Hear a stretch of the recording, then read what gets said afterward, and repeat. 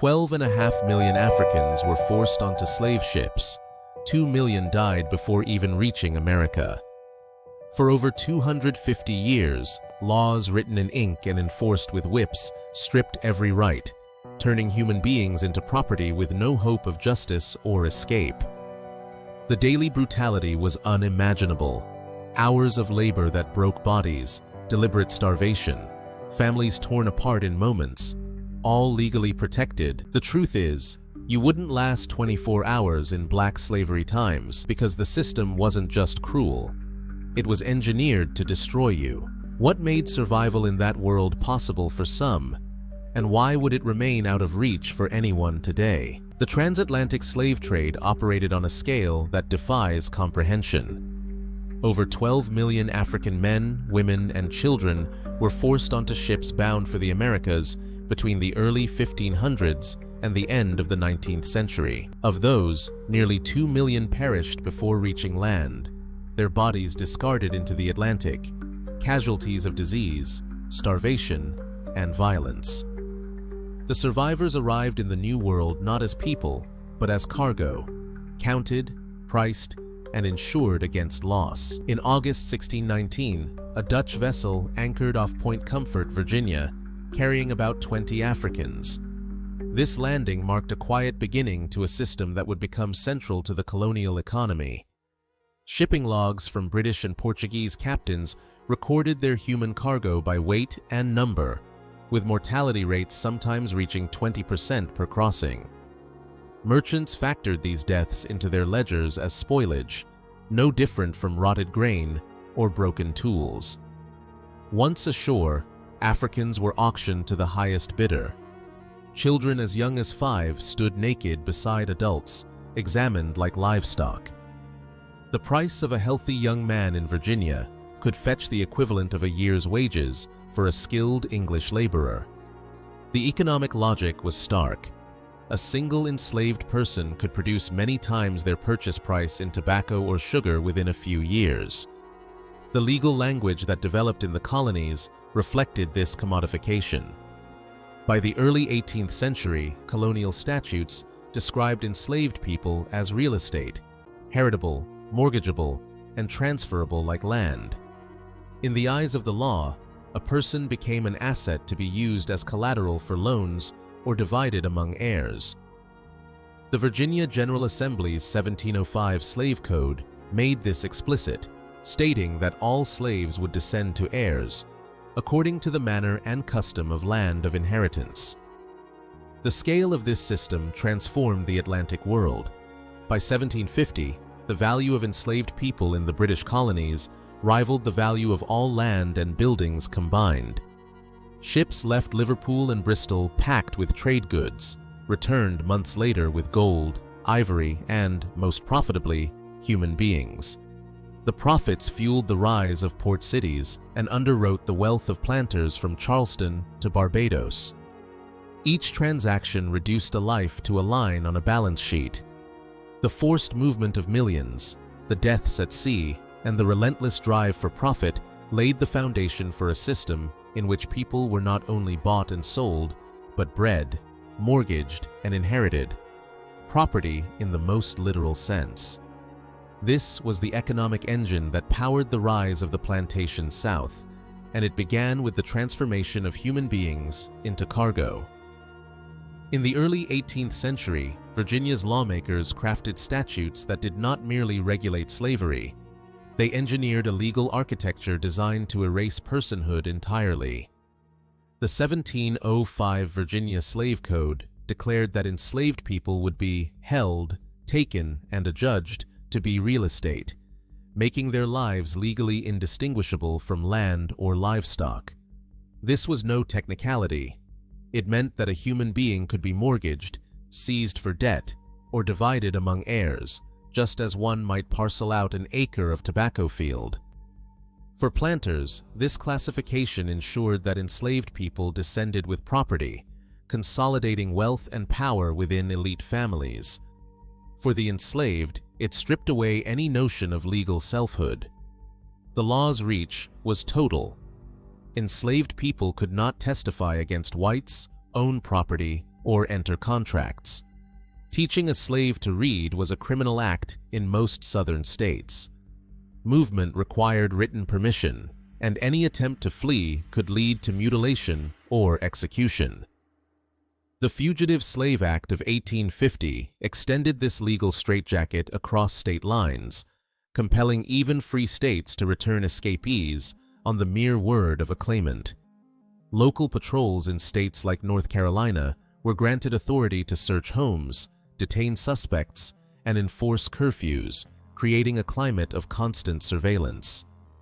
Legal impunity was not an accident, it was policy. The case of Celia, a teenager enslaved in Missouri, exposes the legal machinery at its most chilling. In 1855, after years of sexual assault by her owner, Celia killed him in self-defense. At trial, her lawyers argued she had the right to resist rape under Missouri law. Judge William Hall refused to let the jury consider this defense, instructing them that the law did not protect an enslaved woman's virtue. Celia was convicted and hanged at age 19. Her case made clear: the law recognized no right of self-defense, no claim to bodily autonomy, and no protection from violence for the enslaved. The codes were enforced not just by courts, but by ordinary citizens deputized as slave patrols. These groups had the power to enter any home, stop any black person on the road, and administer punishment without due process. The legal system did not merely permit abuse, it demanded it, ensuring that no enslaved person could appeal to the courts for protection, no matter the crime. The law's design was absolute: to turn human beings into property, and to ensure that property could never claim the rights of the living. The day began before the sun breached the horizon, as the clanging of the plantation bell jolted every man, woman, and child from thin sleep. In the Deep South's cotton fields, the work was not just relentless, it was weaponized. Each enslaved person was assigned a quota: 150 pounds of cotton, sometimes 200, to be picked and weighed by nightfall. Failure meant the cowskin whip. Overseers patrolled with it coiled at their side, the threat as constant as the southern heat. Frederick Douglass, who spent his youth on Maryland plantations, recalled the whip's sting in words that still burn. It was the blood-stained gate, the entrance to the hell of slavery, through which I was about to pass. It was the first of a long series of such outrages, of which I was doomed to be a witness and a participant. For Douglass, and for thousands like him, the day's labor was a gauntlet. The cowskin whip, made from dried oxhide, could cut flesh to the bone with a single blow. A blow with it, on the hardest back, will gash the flesh and make the blood start, he wrote. The sound of it, air whistling, then the snap, became the rhythm of the fields.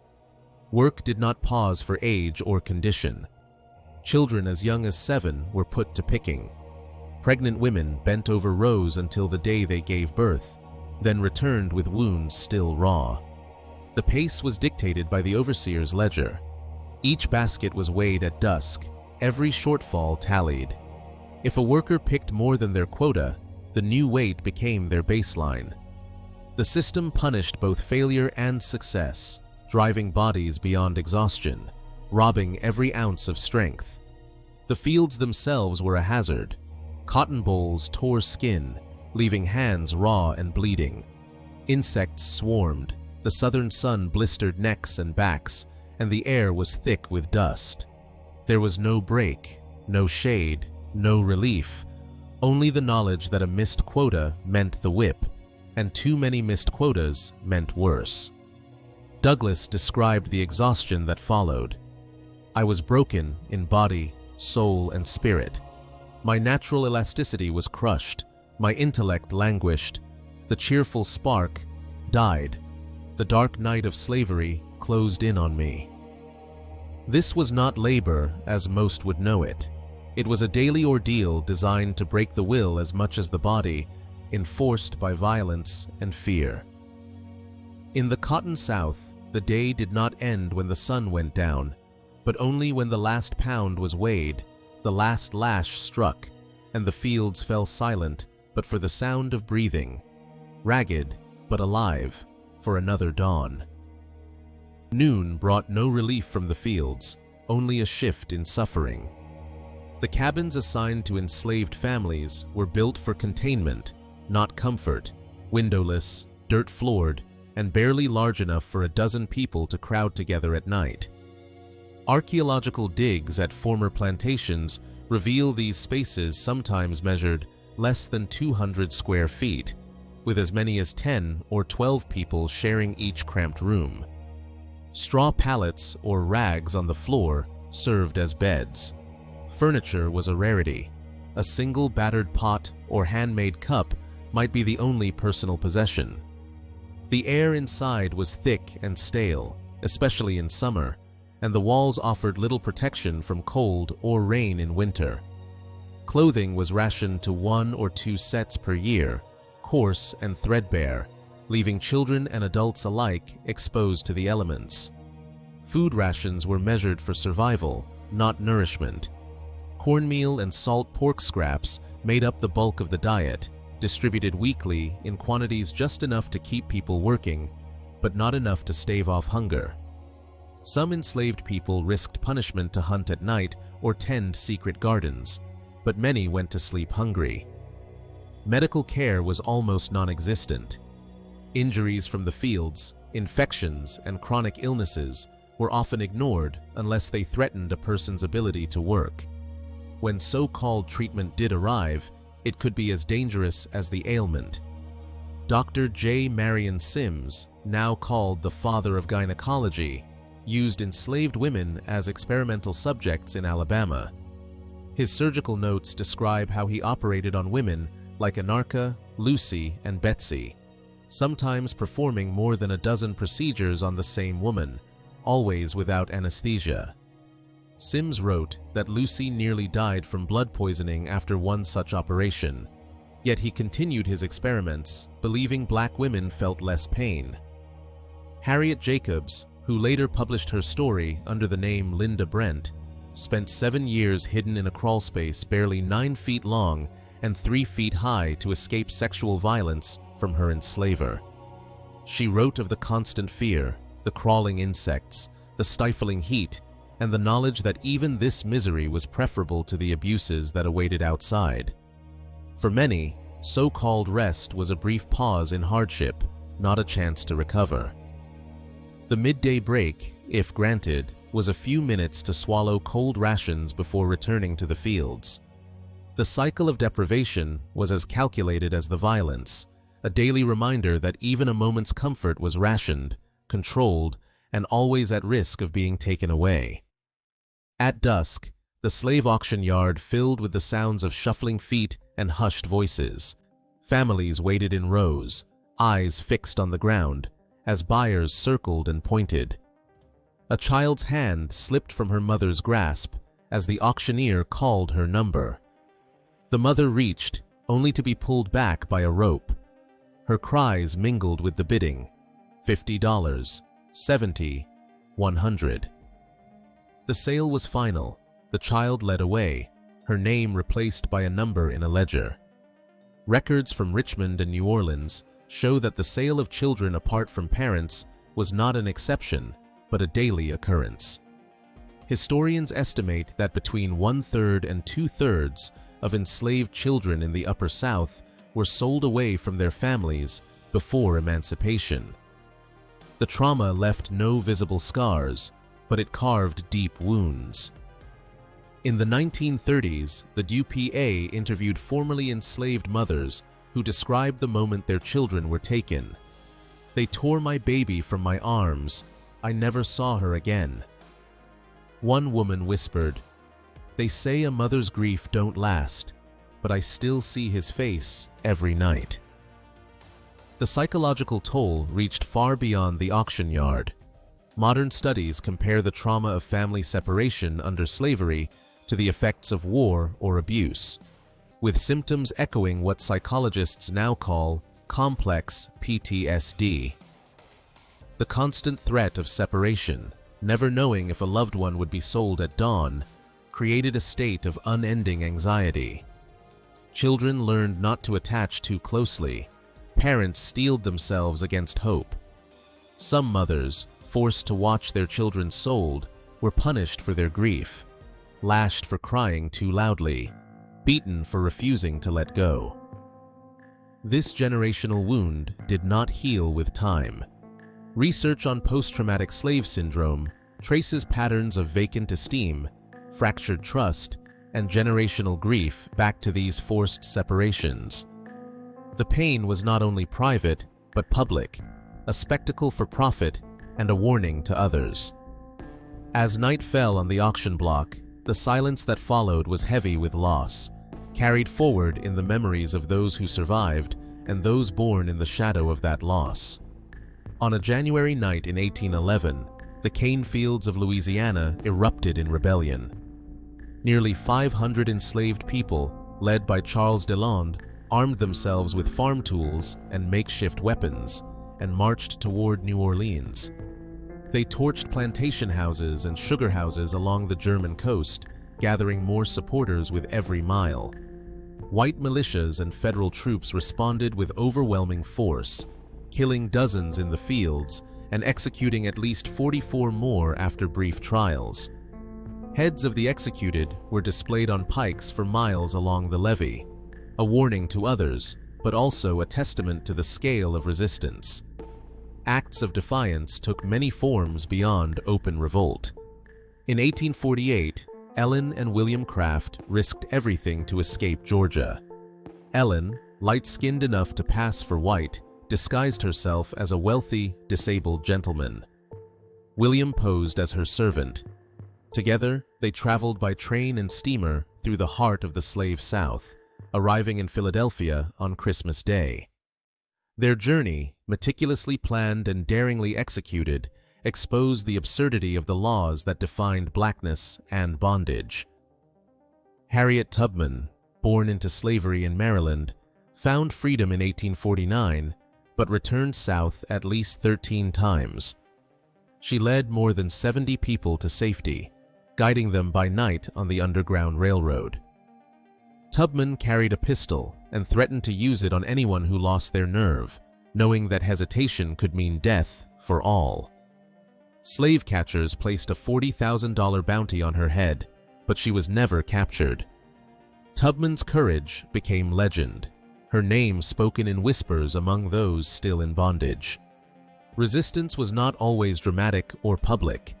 Enslaved people broke tools, feigned illness, and sang coded spirituals to share news of escape routes. Each act, whether bold or quiet, chipped away at the system designed to crush them. Even in the face of violence and death, the will to resist endured, proof that no law or lash could extinguish the desire for freedom. The legacy of slavery persists in ways that reach far beyond the fields and auction blocks of the past. In the United States today, the racial wealth gap remains one of the starkest reminders of this unspoken debt. According to the Federal Reserve's 2019 survey of consumer finances, the median white household holds nearly 8 times the wealth of the median black household. This disparity is not a recent development, but the direct result of centuries when Black Americans were denied the right to own property, inherit wealth, or benefit from their own labor. Generations of forced labor built fortunes for others, while Black families were systematically excluded from land ownership, skilled trades, and access to credit. The trauma inflicted by slavery did not end with emancipation. Modern studies in psychology and neuroscience have documented how the stress of violence, family separation, and constant threat of loss can be passed down through generations.